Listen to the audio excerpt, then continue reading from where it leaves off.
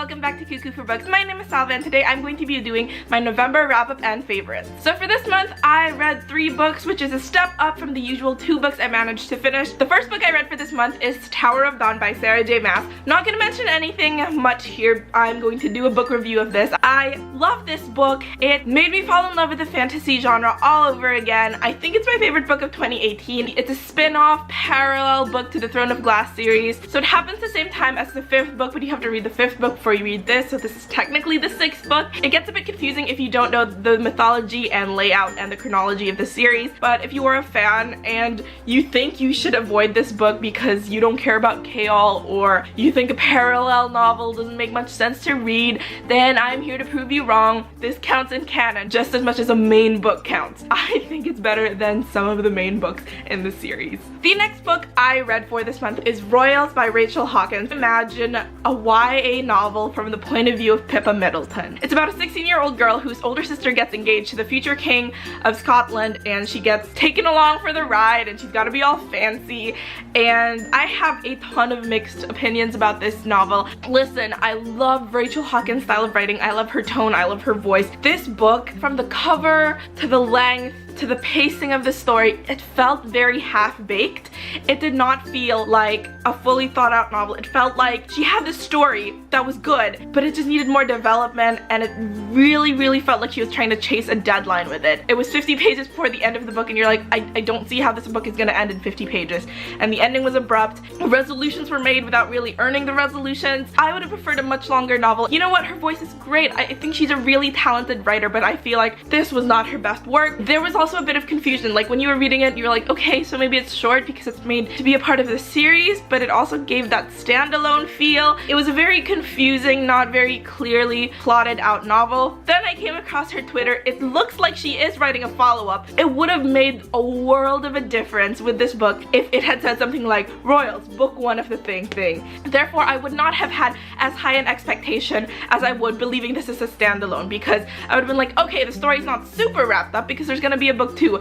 But because I didn't know there was gonna be a book 2, I was just left thinking like, that was a really blah standalone novel. The last book I read for this month is The Wicked Deep by Shay Earnshaw. This is a contemporary horror. There's a small town in Oregon. Hundreds of years ago, 3 girls were accused of being witches and drowned. Every summer since, they make their way out of the ocean. They possess 3 girls living, and then they drown 3 boys as their revenge. And our story is being told from the point of view of one of the villagers. Despite me being confident it's one of my favorite books of 2018, I also have mixed feelings about this novel because the writer has a knack for writing very lyrical prose. Her descriptions of this isolated town in the middle of Oregon is beautiful. There's a sense of poetry in the way she writes. It's really beautiful. And at the same time, I found myself drifting a lot. When I was reading it, there were times when I was just kind of on autopilot reading. Like I was like, yes, it's beautiful, but I'm just also sort of like taking it in without really taking it in. Like I found myself zoning out, like pull your head, oh yes,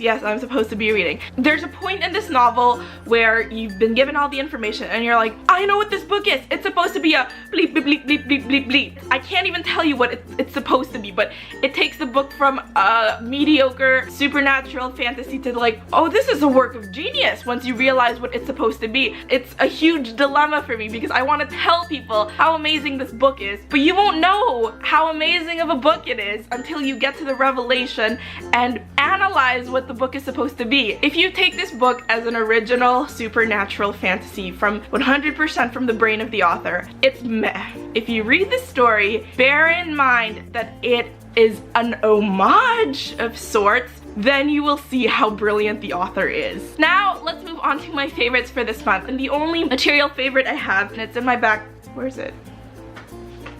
Ah, it's in my front pocket, is this. You have seen this about a billion times if you've been watching my favorites, but it doesn't matter what shade it is. It matters what brand it is. That's really gross. That sounds like, that sounds like I'm plugging it. No, they don't even know who I am. I think Revlon knows who I am.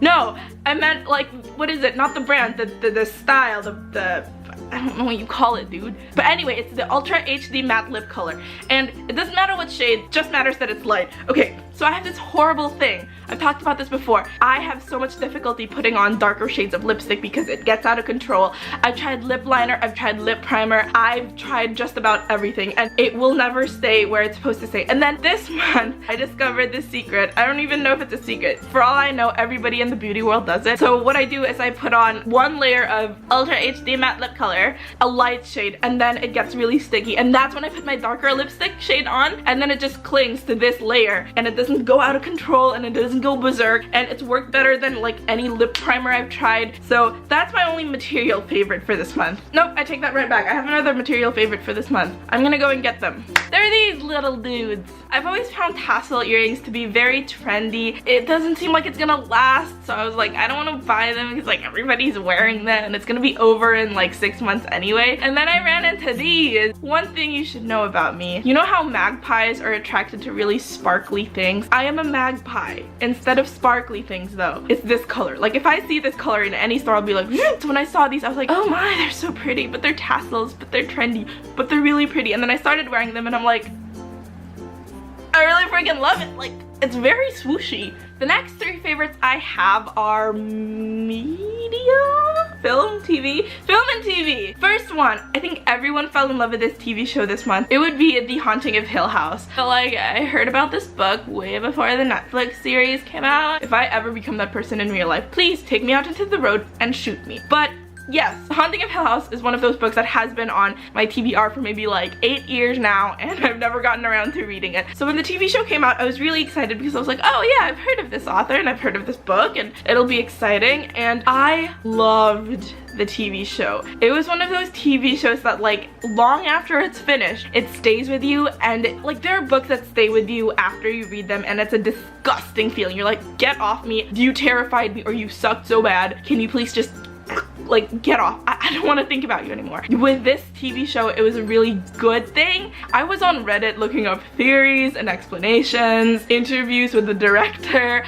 I looked up all the trivia. I am a sucker for really awesome costume design, period TV shows, nice abandoned old houses with like tons of rooms and really intricate decor. Other things this TV show has that I love: family secrets, family legacies. I love that, like when you know family trees and like, oh, this grandfather was like this, and then he passed it on to his granddaughter, and blah blah blah, and twins. I love scary stories with twins. Guess what? This TV show's a scary story with twins. I am a scaredy cat, so when I say I made it through this TV show, you can make it through this TV show. The next TV show I loved for this month is the TV show Crazy Ex-Girlfriend. This show is about this girl who runs into her old camp boyfriend and decides to move across the country to be with him and to win him back. I'm gonna preface this by saying that all the characters in this TV show are horrible. An actual Google search will lead you to this article. Everyone in Crazy Ex-Girlfriend is trash. And that's true. Everyone is terrible. They're all garbage, human dumpster fires. But the key word in there is human. There's a part of you that treats them like an annoying family member. You can't help but care for them. This show really bums me out because I know not a lot of people watch it. I read somewhere that in the history of TV shows, it's the lowest ranked show to ever make it to 5 seasons or something like that. I don't know if that's true. I think more people should be watching it. Do you guys know it's a musical TV show? Like there are full-on big production numbers in this TV show. See, I think if more people knew that, more people would be watching it because the production numbers are great. I'd recommend this show to anyone who has the patience because it's hard to get into because, as I said, all the characters are unlikable. But if you get to the heart of it, it's a really good TV show. The last film, TV thing I have for this month is Wreck-It Ralph 2: Ralph Breaks the Internet. I really did not want to like this movie. I thought, you know, I love the first Wreck-It Ralph, but then I was like, okay, Ralph Breaks the Internet. It felt very, we are making the sequel and we're gonna use a topic that we know will catch everyone's attention, and we're gonna have a lot of product placement, and we're just gonna make a butt ton of money over it. They're video game characters. They don't need a sequel. They don't age. Why would they need a sequel to have character development? So I really didn't want to like this movie, but I watched it anyway, and I'm so annoyed that I liked it. Like right after watching it in the theaters, I was like, you guys want to watch it again tomorrow? Like I was so annoyed that I enjoyed it. It's really good. Yes, there's a ton of ad product placement, and I think my biggest problem with this is it's very Western based. You know, for example, living in the Philippines, I know not every person watching this in the Philippines will get all of the references. It's not universal like say Zootopia is or Toy Story. It's very geared towards American audiences with all its references, but I still loved it. My favorite part, there's a song and dance number, and I was like, ugh, I know those notes, I know that little trill, that little musical accent towards the end. This is an Alan Menken song, isn't it? Alan Menken, if you guys don't know, he wrote just about every Disney song in the 90s. When I used to play piano, I used to play a lot of his pieces, so I was like, this is an Alan Menken piece, I can tell by the musical notes. I was really feeling myself, and then when the credits came and his name popped up, I was like, I just got really happy because like he's my idol. The last two things are very sort of life updatey, I guess. Ew, I hate doing that. That's terrible. Well, for me, I'm like, why would I update you guys on my life? You guys don't care about my life. Like, come at me with a DM if you want to know how I am. I think I want to mention it because it is a part of my favorites this month. And it's one of my favorite things this month is that I moved into the city. So like, for those of you who aren't in Metro Manila, this would be the north. I moved to the south or central, maybe, where there's a lot more buildings, a lot more skyscrapers, a lot more nightlife, a lot more malls. I wouldn't say this is exactly the suburb area, but it would be compared to the central south. I don't even know what you call it. I moved there. Like growing up, it's always been the place like, oh, I'd love to explore this place. I want to go there. I want to go there. I want to check this out. I never do because I'm like, it's gonna take an hour to drive back home.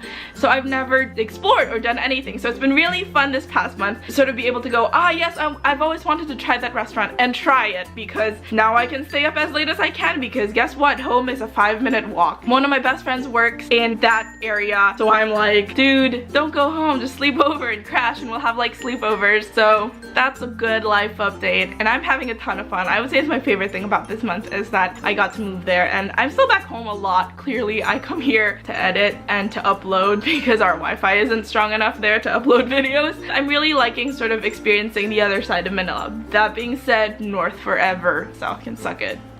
Just kidding, don't shoot me. The last favorite I have is sort of a jump off point for moving into the city, and it's the restaurant Wildflower. But anyway, I've seen the restaurant before and it's good. Like I enjoy it, you know, I'll go there once every 2 months maybe. My biggest problem used to be they would change their menu all the time. So you could have a favorite 1 month, the next month it's gone. Where I moved has a Wildflower within walking distance and I've eaten there more times than I care to count in the past month. And then I realized that they have different menus for breakfast, lunch, and dinner, which take more money from me, I guess. Now I'm tempted to try all the menus. But another thing I really love about it is they brought my favorite dish back. They used to have this amazing lasagna. When it first opened, it was one of their like original menu items and then it disappeared and I was like, I hate you, I'm never talking to you again. Of course, I kept eating there, but whatever. But this month, I looked at the lunch menu and it said lasagna and I was like, what? It's beating me up and taking my money, essentially, but at least it's giving me good food for it, you know? And that about does it for my November wrap-up and favorites. You can follow me on my other bookish adventures on Twitter and Instagram, both at Cuckoo for Books. Please subscribe and I will see you guys very soon. Bye guys!